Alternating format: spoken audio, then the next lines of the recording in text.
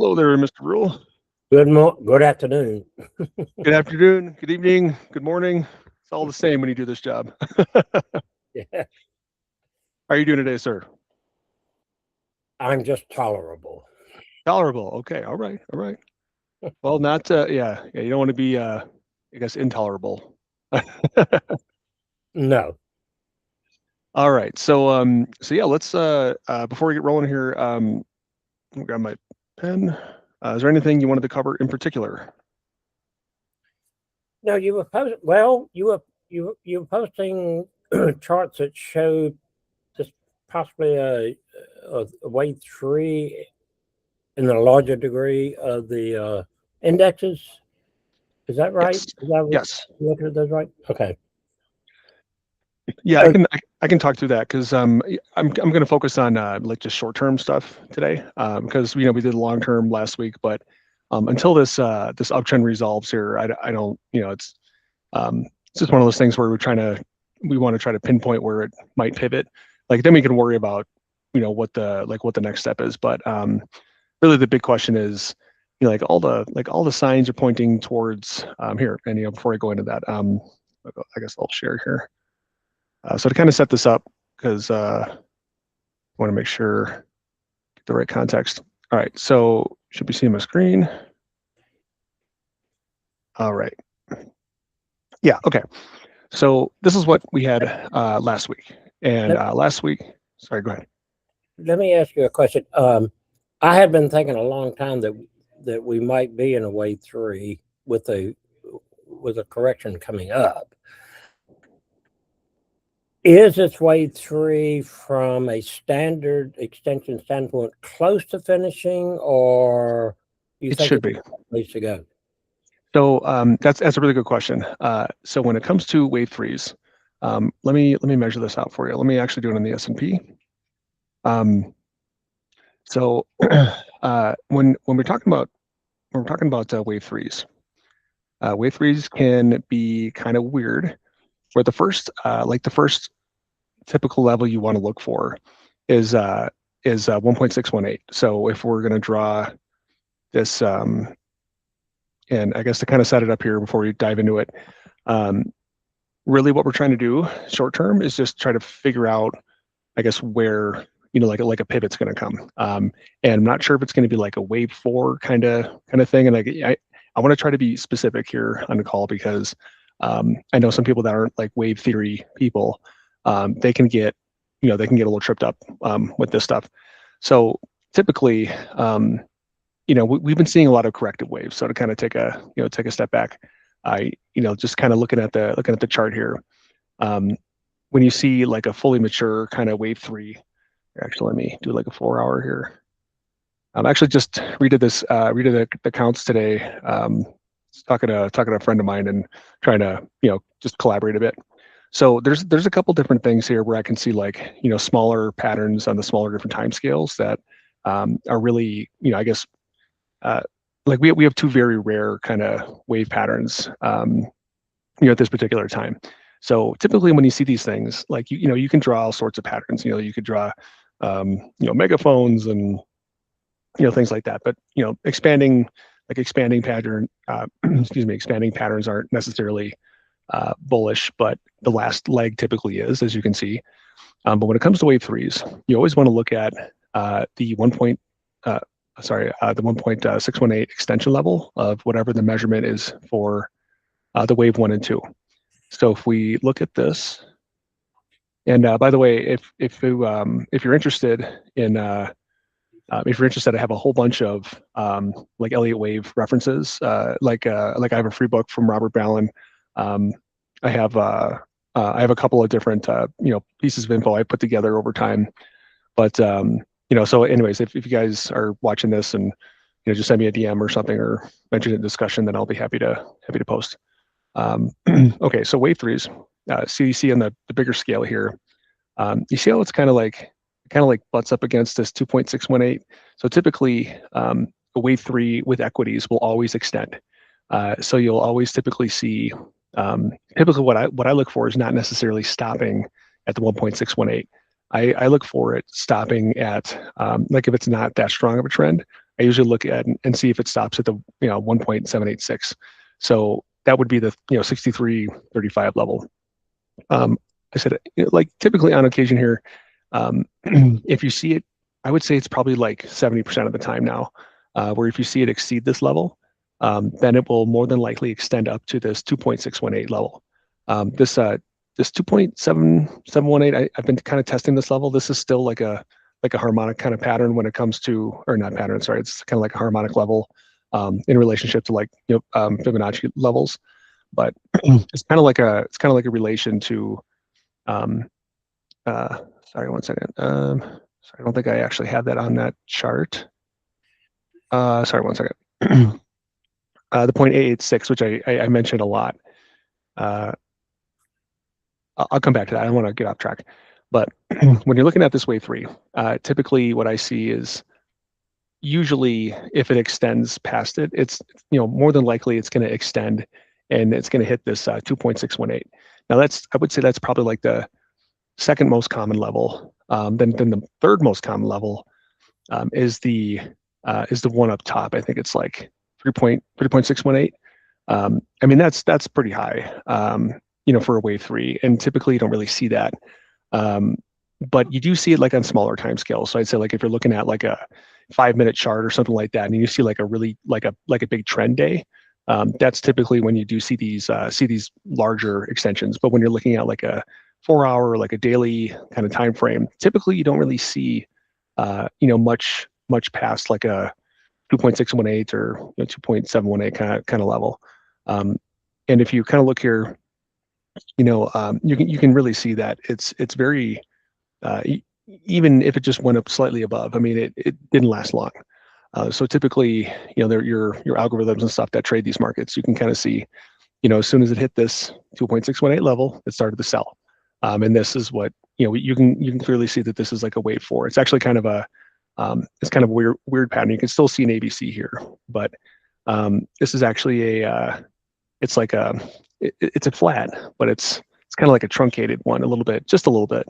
And this is, I think, what gets a lot of people is that if it makes a new low, then it kind of qualifies as something else. If it stays above the last low, then it's like when the wave 3 ended, or I guess if it breaks the prior wave 4 down below, then it classifies as like a deeper correction. So what I mean by that is, let's say tomorrow we do see some sort of something like this, and it makes a new low, then highly likely the uptrend is over because it has broken the wave 4 low. So that is the key level. So like this 6,300, essentially the last low from the Iran stuff. If it does break that level, then you can zoom out and you can see that longer term, it's going to be like a longer term, like ABC kind of thing, like you see on the chart here. So when it comes to wave 3s, what we're trying to do is, what we're trying to do here is pinpoint. And sorry, actually, before I do that, does that make sense?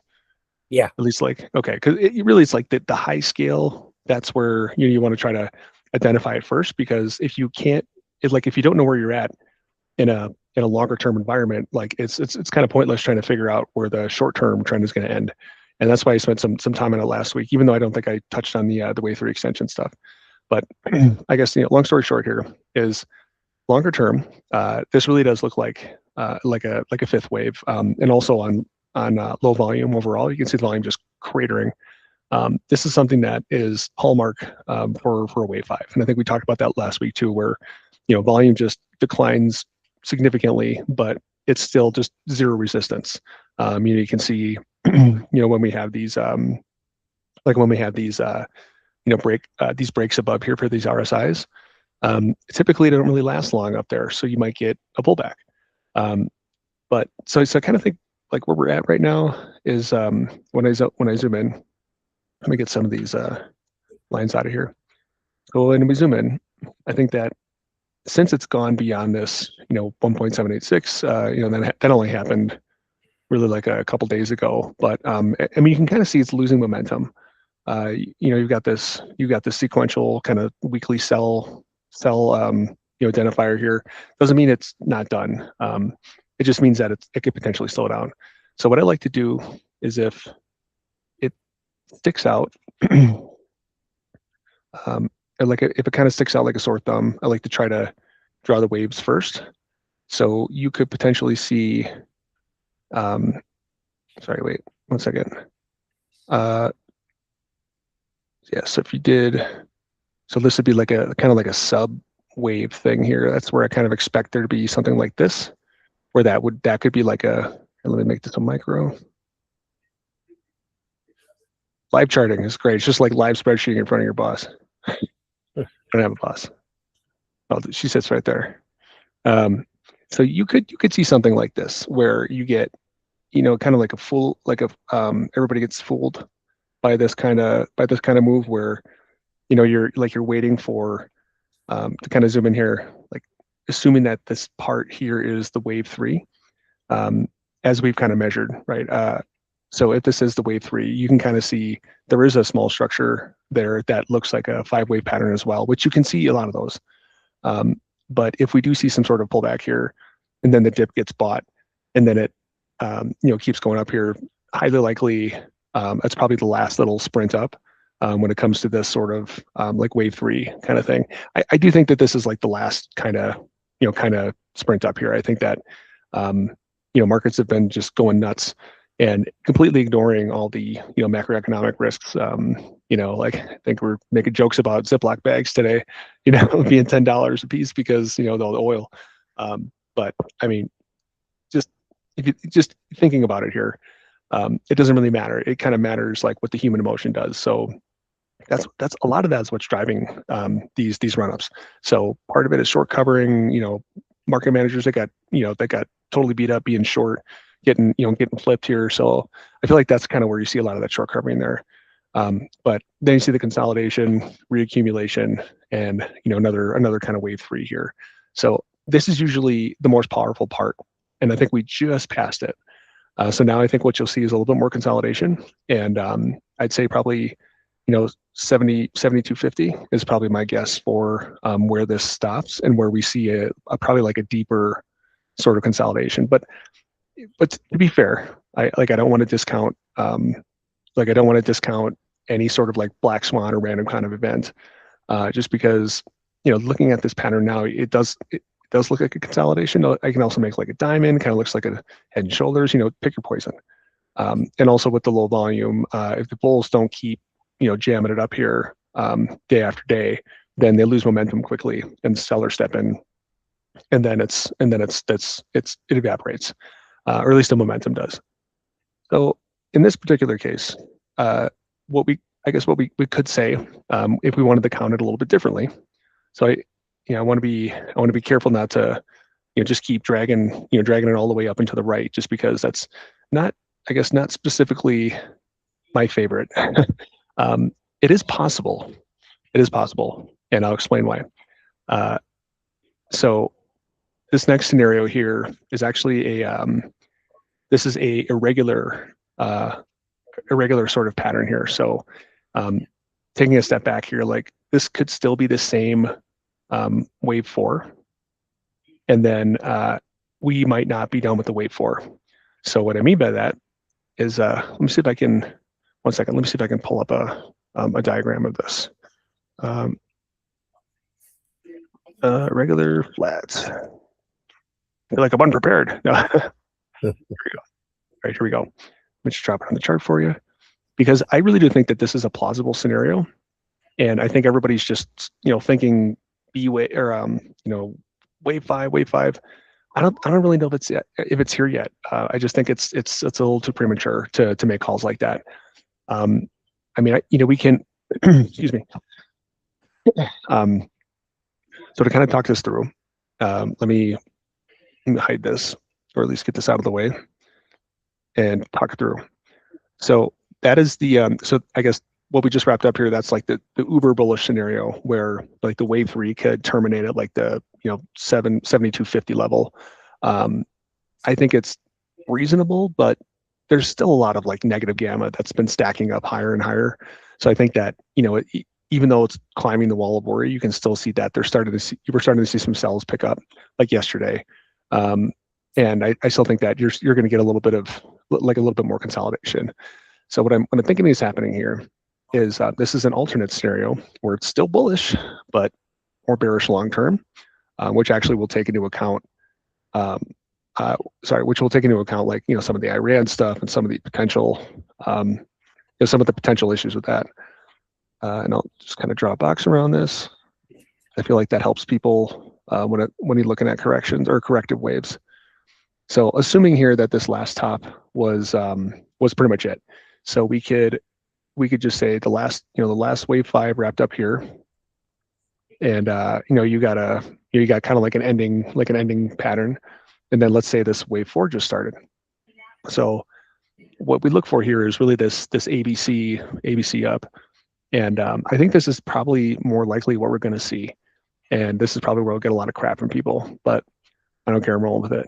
So in a regular flat, what this typically means is actually, sorry, one second. Let me get the full, I guess the full sort of structure here for you guys. So what I think is very possible is we're just seeing this termination of the C leg here, which is a B wave top at the longer term. So I favor this scenario more because usually these regular flats, if they don't reverse at 1.236, they'll reverse at 1.382, and conveniently that level also aligns with the uber bullish projection, right? So with that, I guess you could say with both scenarios, like the convergence there at that 7250 is scary for bears, but it's also one of those things that I think is highly likely that at least like for a plausible scenario. So to prepare for that, I guess we'll still need to kind of dial it back here and see what we might have. So just looking at this a little bit closer, this C leg extension here, typically they don't extend past like 1.618 or 1.786, but this one is very, very extended. So I think what we might be seeing here, and I'm sorry, it's getting a little cluttered with the lines, but I still wanted to show this because I think it's realistic. I think it's just it could be just an extended wave 5. And let me make this like turquoise or something, or red. I'm running out of colors. I've drawn so many damn lines. All right. That's even worse. Okay. Pick one. There you go. And we'll make this just a different count. Pardon the mislabeling. So I think this is entirely possible that this wave 5 here, or that you could be seeing like this very extended C leg, which in conjunction with that little diagram I just showed you guys within a regular pattern, I think that this is certainly a scenario that fits well with counts, and also fits well with I mean, you don't want to look for something that fits just because it fits. Like you always want to try to be objective and say, okay, well, what is volume doing? Volume is very low for buying, but sellers just let it keep going. Well, maybe it's just sellers getting greedy too, thinking that bulls are just going to keep driving it up. Why would I want to sell today when I could sell tomorrow when it's 1% higher? So I think everybody's kind of waiting to see who blinks first. And typically when you see those types of scenarios, what you want to look for is like a strong rejection.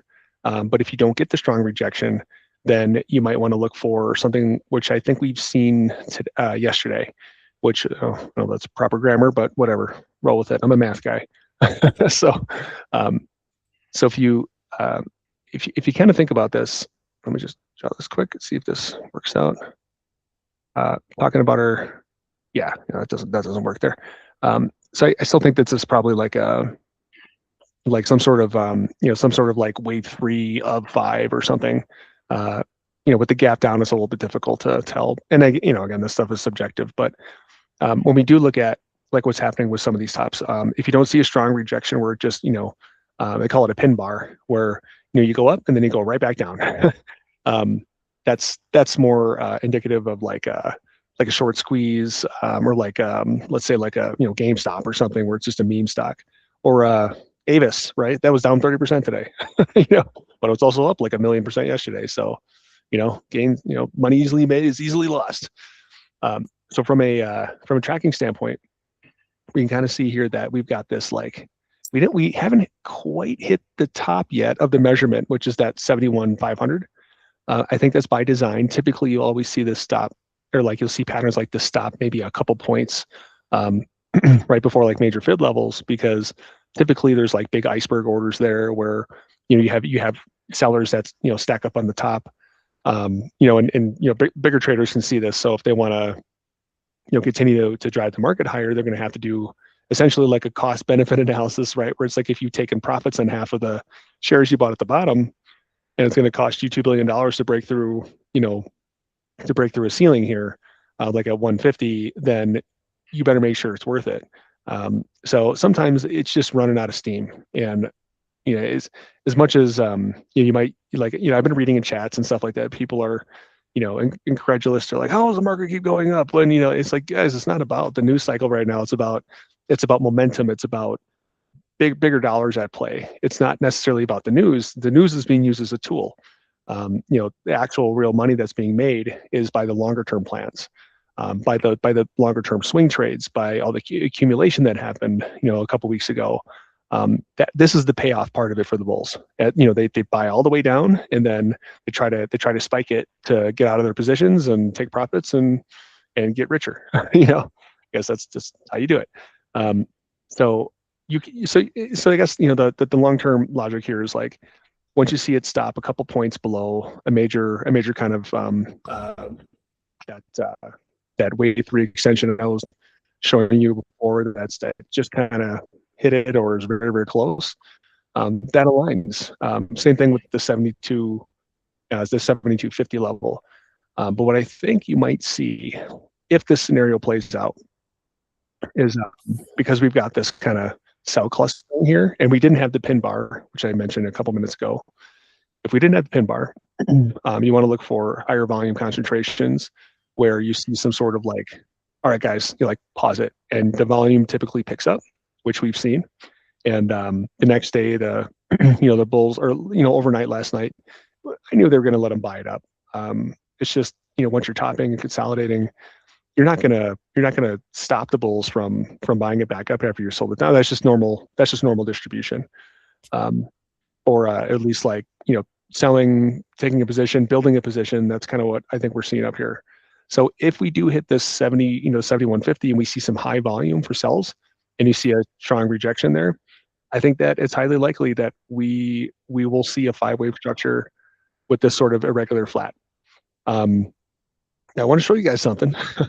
So with this 5 waves, once you see, so I've been seeing nothing but ABCs longer term, and it typically, you know, things are fractal in nature. So you know, you'll see smaller ABCs and the bigger ABCs. You'll see smaller 5 counts in a wave 5, that kind of thing. So it's really you just got to figure out like the higher level pattern. And so I think we've got 2 very very you know high probability scenarios. Now what I wanted to show you guys here is I think we actually saw our first wave down, and I think this might be a wave 2. So this little micro kind of thing yesterday, I mean, you could also count it as ABC, but you know, again, it's something it's plausible. So I wanted to at least play it out here. You could see, or you could make the argument here that there's that we're starting this next kind of, you know, let's say, I mean, I don't think we've topped yet. I think it's getting there, but it's possible. We've seen like a top just short, and typically those guys like to do that, where you know where they'll stop just short of where everybody's trying to get, or they got a bunch of stops, or maybe you'll see like a quick stab up and that gets sold down. But look at all the kind of weird irregular sell type of volume that's picked up since yesterday. Like the sellers sold into this all day, and they sold into it yesterday, and the bulls had to you know just try to keep it up and spend a lot of money. So if this does stop here and it doesn't continue, then I think you know we could see you know a little bit more severe of a was severe. But I think I mentioned earlier, like the 71.15 or something like that. I can't. I know there's like a measurement that I'm missing here, but still, like I think this is like probably the extent because it's also the low of that prior wave 4. And sorry, I mean I could draw it all out, but I guess I'll just try to summarize it. Hopefully, I'm not losing everybody who's watching this after hours. But I guess if this does happen, then we could see more of these, ABCs and consolidation, whatever, just kind of chop around in this nosebleed section zone while these guys try to these guys distribute and market makers burn all the theta and everything like that. Yeah, so I guess that's that I think is probably the most important part of the day here to take away is I think we're kind of getting to the point where we're reaching a zone where price is stalling and we're seeing consolidation because now we're starting to see shaky ceasefire. Well, I mean everybody knew it was crap anyways, but starting to see oh well, I guess we didn't totally annihilate all the Iranian missiles or their speedboats and stuff. They just captured 2 tankers, and this is highly likely the strategy all along is to flies on the back of an elephant. You just death by 1,000 cuts. So I think that's going to keep like the price of oil high, and you're going to start to see that spill into the larger economy. I know like where I live, that's all everybody's talking about right now is just how expensive it is to fill up with gas. It took me $100 to fill up my truck the other day. Made me want to cry. But yeah, but I'm not getting a smart car anytime soon. That's for damn sure. Truck guy. Anyways, so I guess once we see this sort of kind of consolidation zone here, really what we're looking for is the first kind of strong 5-wave countdown. And like I don't want to say it's done, but it's possible that it is done for now. I still think you'll probably get one more, maybe like something like this in the morning or whatever. I don't know, to kind of seal the deal. Maybe by Friday or something. I don't really know. It's kind of tough to guess with all the headline nonsense going on. But still, when you kind of zoom out here, I think this is the key where we see some fear enter the market again. And you also start to see, very tepid buying today, like, climbing the wall of worry. And this aligns with the whole theory behind, why sell today when you could sell tomorrow at 1% higher. So I think it's just, I think sellers are accumulating. It's just buyers are trying to see how high or like what they can get away with driving it higher. So to kind of put a cap on that, let's that is, I think, probably the most plausible like bearish scenario. But from a bullish standpoint, to kind of redraw this, I think that we are kind of looking at this like we want to make sure we're accounting for all, because it has been very, very bullish, but it's been very easy. It's been almost too easy. I don't like how easy it's been. It's because it's not that it's confusing. It's just when it gets easy, you kind of know. It kind of confirms like that gut feeling. You're like, yeah, this looks like a wave 5. Like this looks like the final kind of thing when just buyers flood in, but it's not really they're flooding in. Like you see the volume sucks. Bears are still there. I mean, there's a lot of selling, in this kind of area. You see a lot of this, heavy sell delta. So, and also we have a huge gap here in SPX. So gaps get filled, especially large ones that were like 3%. So this is kind of like my final sort of bullish projection here is that we're kind of like I guess we could be seeing this wave 3 wrapping up. So if we end up going above 71.50, then maybe a little bit higher before you see some sort of larger pullback. Maybe like this is actually probably a good spot to say 71.15. The number ring a bell. So I think that's what I was saying before. It's a fib extension, and it's also the last top or close to the last top for the S&P. And that's typically when you'll see like a back test by sellers, just to test that by support. So long story short here, if you have a very extended wave 3, which this is, highly likely your waves 1 and 5 will equal themselves. So if you measure this out, yeah, it's still a lot of distance. Okay, so maybe I know this is still subjective. People make fun of me for this, but this has helped me. This has helped me a lot in the past. Where if you just kind of map it out, and I'll leave this here for next week and see if this is correct or not. But this is still, I would say, probably the bull scenario, where you get this completion here of like this wave 3 with just higher high, and then you get a stronger pullback that gets bought. Maybe support is found. You get a lot of retests of this area, some reaccumulation consolidation, and then you get another stab up here, but highly likely to be on declining momentum. So if we I think this will help if I try to add some color here. So I've been trying to work this chart in because I really like how it shows like momentum. And it really tries to like capture that RSI. It gives you like that it gives you that kind of that visual that's a little bit easier for people to digest. And let me take this out of here. This I gotta adjust, so try to look past that. But anyways, if you kind of look back, I mean, that looks very extended. Every time we see things get superheated, which this is, you always see at least a couple percent pullback, right? We see 3%. Okay, it's not nothing, right? If you're short, you can make a mint if you capture a 3% move. So I also still just want to make one more comment on this. Depending on how high it actually goes, things do typically follow like a trend line, and we haven't really seen the foundation of this trend line yet. There's another kind of pattern that we haven't quite talked about yet. It's more of like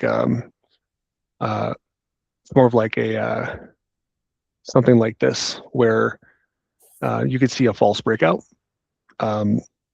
Typically with these megaphones, I guess you could say like it's kind of like a bullish thing where you could see like a continuation, but this is, again, it's more of like a nosebleed section kind of thing where it just goes off into space, but that's kind of like a blow off top.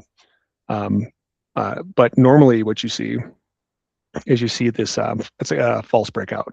So everybody piles in, and then the bears sell it down, you get a retest, and then it just does something like that. So that's kind of what I'm thinking here, is that I wouldn't say we're done. It's just I want to make sure I give the bull scenario enough proper time, and it's really it's not up for us to decide. So from a trading standpoint, what I'm looking for is like on a smaller time frame, is something more around like, I'm just going to draw this here and then we'll move on. So maybe like a higher high, and then maybe something like this, come back up, make some sort of like double top or like a head and shoulders pattern or something like that. So it's just too early to tell. So your two scenarios are, it stops at 71.50 and reverses back down, and you see a bunch of 5 wave series, and then that's the start of the C leg of a much larger wave 4. Or you see a continuation, and you see more shenanigans up here with news headlines and stuff over the next week or two, and if the bulls stay unimpeded and sellers do not step in, then we have to remeasure that. But I still think that probably the extent is maybe like the 72.50. But man, it's scary to go long right now. So you just look at this RSI, you're just like, come on, man, and I think that's why people are getting torched lately. They're just having trouble figuring out entries and exits. We've just had such extremes of just quick moves, and it's really tough to get in. So All right, that's the indexes. Nasdaq's following, similar suit. It's got a very it's got like a very similar type of pattern. I don't feel like going through that. It's probably necessary. You got all the context here, but yeah, did that make sense real at all, or have any questions? No, that makes sense. Yes. All right, cool. All right, so let's talk about something more fun. Well, what could be more fun than indexes? A lot of stuff, guys. We could talk about guitars for an hour. That'd be fun. Anyways, all right. So, guys, so I think one thing to look at here that we really shouldn't discount is the power of the yield.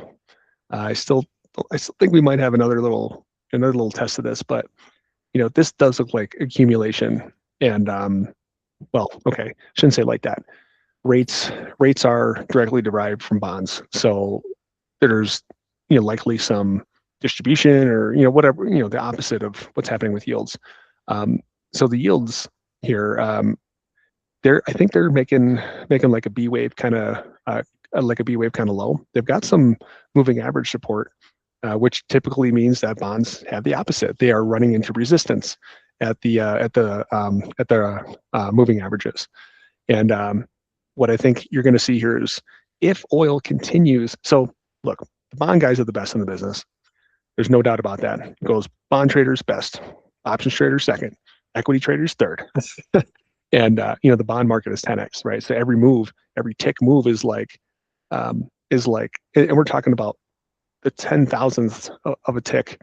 It's like $28 a tick for futures contracts. It's ridiculous. You got to have real deep pockets to trade bonds, and the patience of a monk. So it just looks like to me that this is like a finishing kind of move for this very long-term pattern that kind of started after COVID and everything. We saw that inflation where yields just went nuts here. This to me is a very clear. It's not an ending pattern. This to me is a very clear 5-wave kind of structure, and I'm probably going to get beat up for this too, but I think rates at 5.3%, that's what's going to crash the economy. I don't think it's going to be anything that's going to derail this train. There's going to be news stories left, right, and center. There's all this manipulation that's going on. I think the people that know how this works can all see the writing on the wall. Rates are high. In the past, we've been able to bail ourselves out of a recession by just keeping rates super low and then doing quantitative easing. But now the Fed has so many assets on its balance sheet that they don't really have anywhere to go with it. So, we've got these, weekly buy signals here. We've had a lot of them. So it's been consolidating here for a while, and this really looks like a wave forward to me.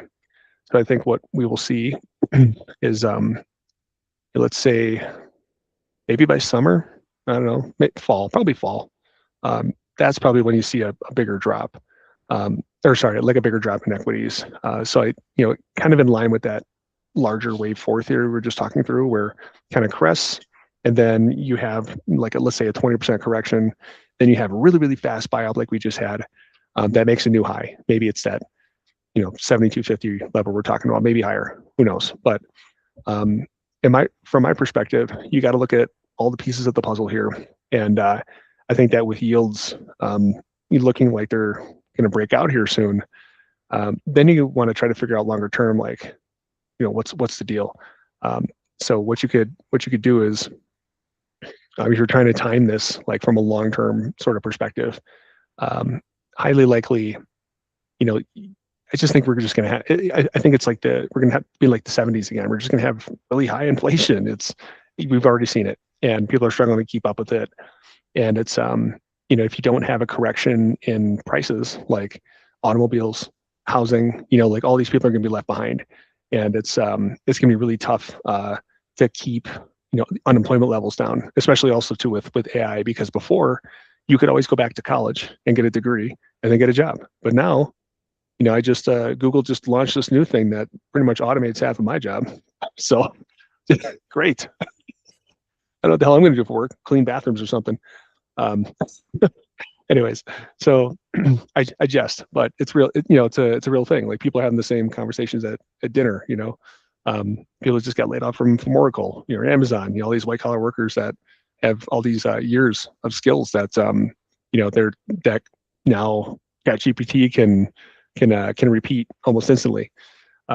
So anyways, with the yields and stuff, it's very important to kind of understand the context of what drives them. So yields, they always rise with, high oil, things that generate inflation. But when you do have a recession, then yields drop. So I could see a scenario here where we have like a 2-3 year decent recession where the new guy comes in, drops all the rates. Even if they do come in and drop the rates, it's still not going to matter. The bond guys are still going to price in, like they're still going to price in inflation. So like it's good PR to have the rates lowered, and that's really just yield curve control, because what they're doing is they're refinancing all the debt in the short-term yield curve, because the 30 years is higher than what they think it's going to be in the future, which that's where I think they're kind of miscalculating that, because there's so many other things at play where I think they're doing a short-term fix for the budget right now, because they know that they need to refinance the debt at lower rates while they still can. So that's where I think the issue is. But from a long-term perspective here, I think we got probably a couple more months here before we see any serious kind of portfolio destruction for 401ks. Highly likely that's time for after the election in November. So anyways, isn't it funny how this stuff aligns? It's almost like there's a plan, hey? All right, so let's talk about gold. I don't know why the chat keeps opening up. So gold, I think, is gonna roll over here.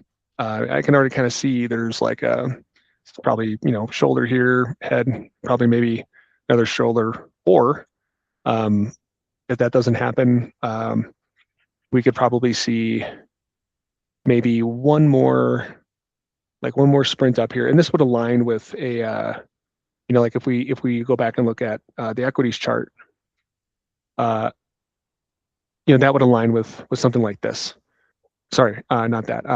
Like this wave 3 kind of thing, and like the termination of this wave 3. Sorry, and then if you have this dip down here to the wave 4, then highly likely, you could see at least the start of this, B2C kind of leg down, and with this one, I mean, what's kind of cool about it is it makes it a little bit more easy to read, because you can kind of see that this is a very clear 5-wave down, and then this recovery here has been very kind of forgiving as well, because you can kind of see the ABC stuck within it.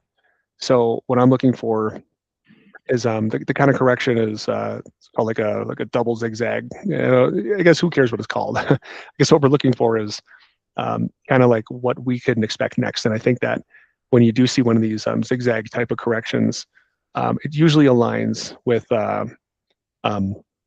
it usually aligns pretty well with the last leg, but the last leg typically can be pretty deep. So I think it's actually a pretty sorry, if we do see something like this, keep flipping back. If we do see something like in a regular flat where we have, let's say, let me just kind of draw this out quick. So if we do have, like a big rollover, let's say we make a lower low here. I mean, I think 15% is not even a dent. It'll probably follow some sort of trend line, or at least a test of a trend line. So from a timing perspective, yeah, maybe end of May or June or something like that. But I don't know. It's a little tough to time that. But for gold, you could probably still see it might consolidate up here for a little bit longer. But I still think that I think it's probably midway through making a flag, or like 3/4 of the way through making a flag. And if I zoom out here, I still think metals are gonna rock and roll here. I just think it's they're just taking some profits, and people are getting used to the new normal of sky high prices for metals, because it's an inflation hedge. It always has been, always will be. Physical gold, gold futures, whatever.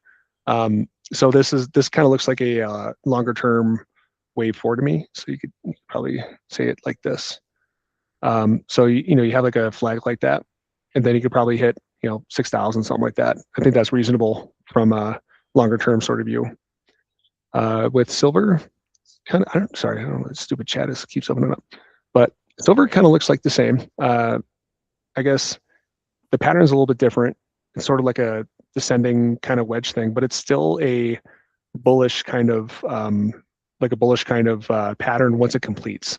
So the bear target here is like this 56, and it's actually kind of right around where it broke out. But like this target here, that's kind of where you can kind of see these things kind of make a check mark, and then they retrace a whole lot. So you could see it, rock and roll up to, like 108 again, or maybe even, okay, like 105, 10, 106.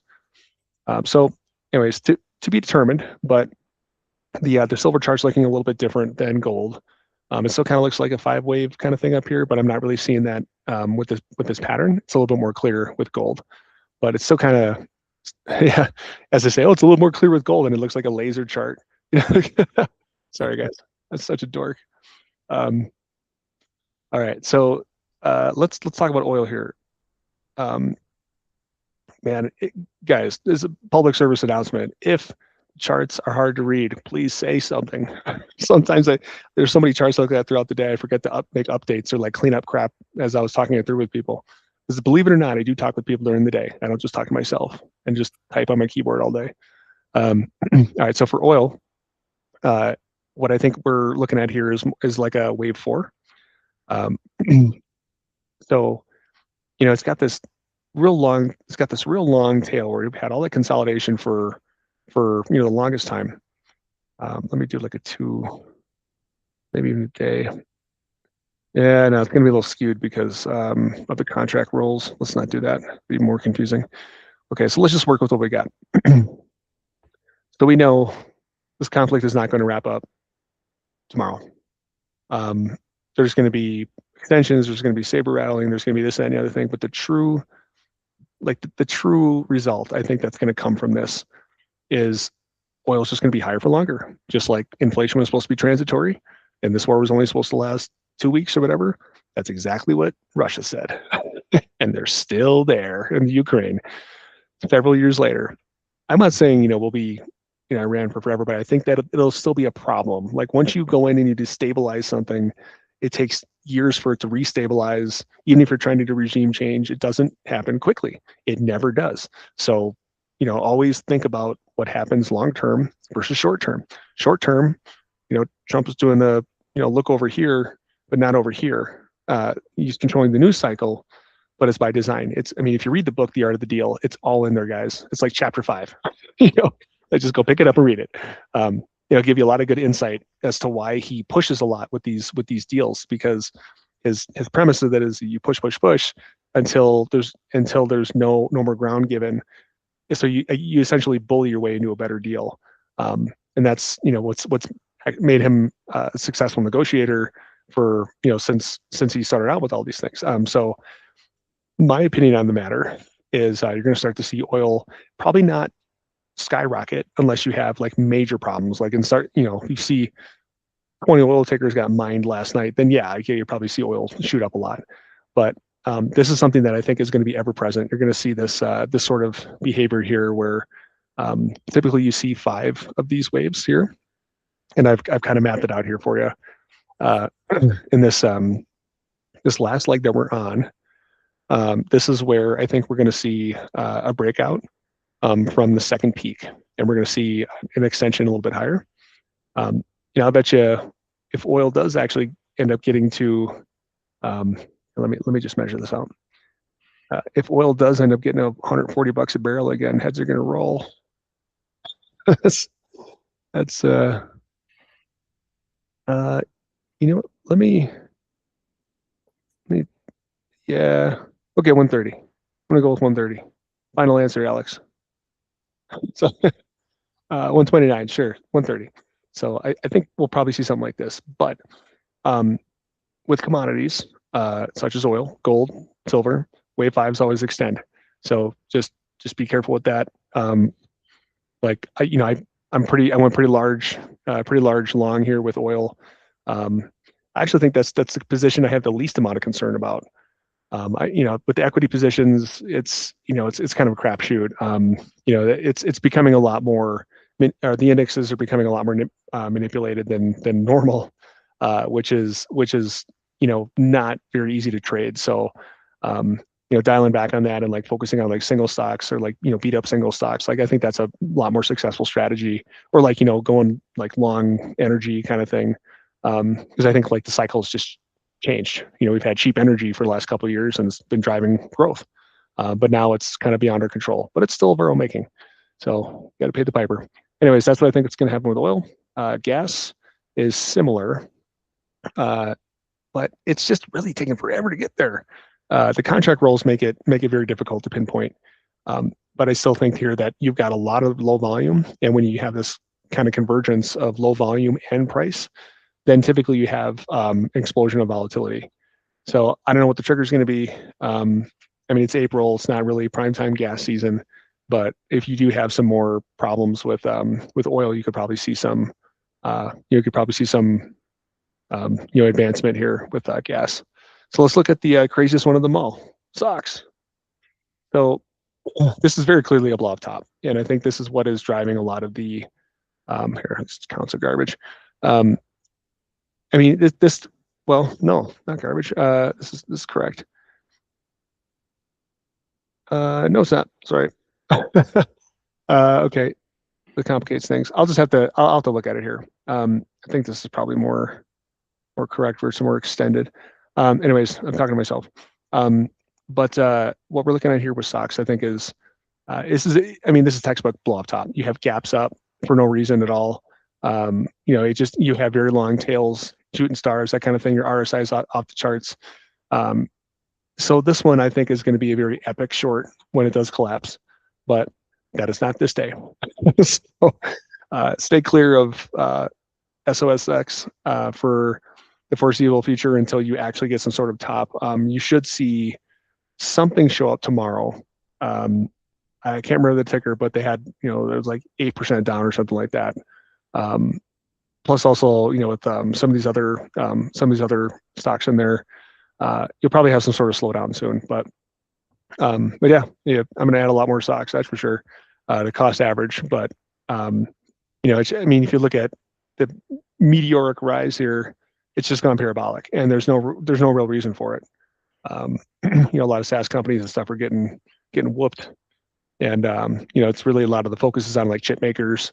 But I think probably it's kind of hard to say. Like there'll be some new stuff that happens with chip makers, something that's disruptive, and I think a lot of it will be quantum based. But again, that's not this day. I'll show you Nvidia here. This one, I think you've actually got a really solid retrace. 200. I didn't really think it'd get up to 200. I thought it would bounce at 193, but I think this is Dunzo here. This is, excuse me. This to me is a very classic kind of B wave retrace. It could extend up here to like, let's say 206 to keep driving up the indexes, but do not forget you have had this this B-shaped kind of volume profile, and there's just been a ton of distribution up here, just an absolute ton. So if you're trying to reaccumulate with a company that's at a $5 billion market cap, I'm sorry, but you're pretty stupid. If you're a deep-pocketed hedge fund manager and you're still buying Nvidia because you think you're going to make more money, we talked about this last week. Like all these companies that bought all these chips and stuff, they're selling to each other. They're not depreciating their assets correctly. It's funny money accounting. Some of these values could be off by 20%. That's huge, but nobody's gonna ask for it now. They only ask for explanations when the bubble pops. But again, that is not this day.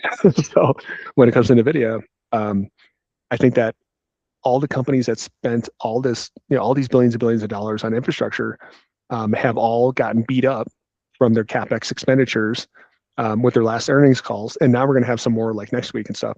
You'll probably get some more beat up stocks just because retail keeps coming in and trying to buy the dip. And these guys are selling closer to the top just because they know that these cash flows won't be for forever, especially as the K-shaped economy kind of keeps widening. you're going to get you're just not going to continue to spend on infrastructure and a lot of these things, because all these CEOs and stuff, they have their pay tied to stock, so they don't want their stock to take a huge hit, so they're not going to spend as much. At least that's what I would do. Like, okay, guys, well, we got our butts kicked last earnings, even though we beat revenue, but now they have to fire people because they need to bring down their capital expenditures. Used to work for a software company, did the exact same thing. They had a 70%. Well, shall we nameless? They had a 70% profit margin that was like mandatory. It's part of the company guiding principles. 70%, and whenever it would dip below 70%, first lever they would pull is layoffs. I think this is kind of scummy, but it is what it is. All right, let's talk about Bitcoin. So Bitcoin, this one, I think, guys, this one is, I think Bitcoin's done. I think we're getting really close to the maximum here. This 80. I still think we have just a little bit more to creep up. I think maybe the end of this week, maybe this weekend or something. But I think it's getting pretty close here, and we're going to have another pretty decent sell-off. And that'll be bad for equities as well. And I think they'll actually kind of align with that wave, that big wave down to kind of finish that wave 4 correction. Honestly, I think it's going to come out of nowhere, and I think people are going to be like, "What? We just had this huge rally." Well, that's how it works. It's called the pump and dump or the rug pull for a reason. But not you guys. You guys won't be taken by surprise, right? Hopefully. It's so funny how what to do longer term, but like short term, you keep getting in your own way. Anyways, so I posted something about this earlier today, saying, Tesla kind of looks like it's going to have one more kind of dip here before anything else. They had decent earnings. I mean, they're not posted yet, at least in TradingView, but they had decent earnings. But I didn't really see anything that was like groundbreaking to justify forward PEs and stuff. I mean, their profit was good, it was like 16%, but they still declined in car sales like everybody else. The auto sales are atrocious over the last 4 months. If you take out fleet sales, they're down at least 12-13% in March. The April numbers aren't in yet, but I'm thinking people are really feeling the bite of this gas thing. That's how you can tell. That's one of the top indicators I look for, whether an economy is cooling down or heating up, is auto sales, especially at these prices. They want $1,000 a month for a new truck rule. $1,000. Oh, shove it. I'll drive my Ram 1500 around until it falls apart. We gotta pay $1,000 a month. Anyways, so I think that we might have some. If this is correct, please don't beat me up if I'm wrong here. But so it took some of that TSL profits, not as high as I wish we would have, but I still think it was good because we wouldn't have been able to close it anyways with earnings. Plus, you never know. So I'd rather de-risk and then re-long later, or short, or whatever, when the chips kind of fall and let those guys fight it out. But for Tesla here, I think we might just have a little bit more, and then probably a better buying opportunity to see this next kind of swing up here.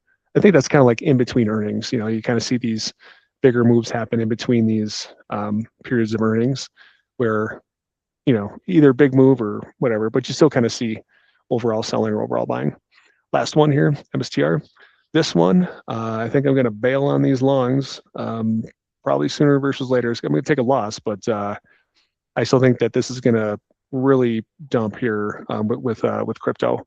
I don't think it's quite time yet, so we might get a little bit more upside. But I added 50% short here. It's down today, but the way that things are going here, I just don't think it's gonna have a lot of staying power. All right, I might sneeze. Allergies are killing me. Anyways, false alarm. So that's it. That's kind of what I got today. Any questions or make sense? Hopefully I didn't ramble too much. No. Tall order.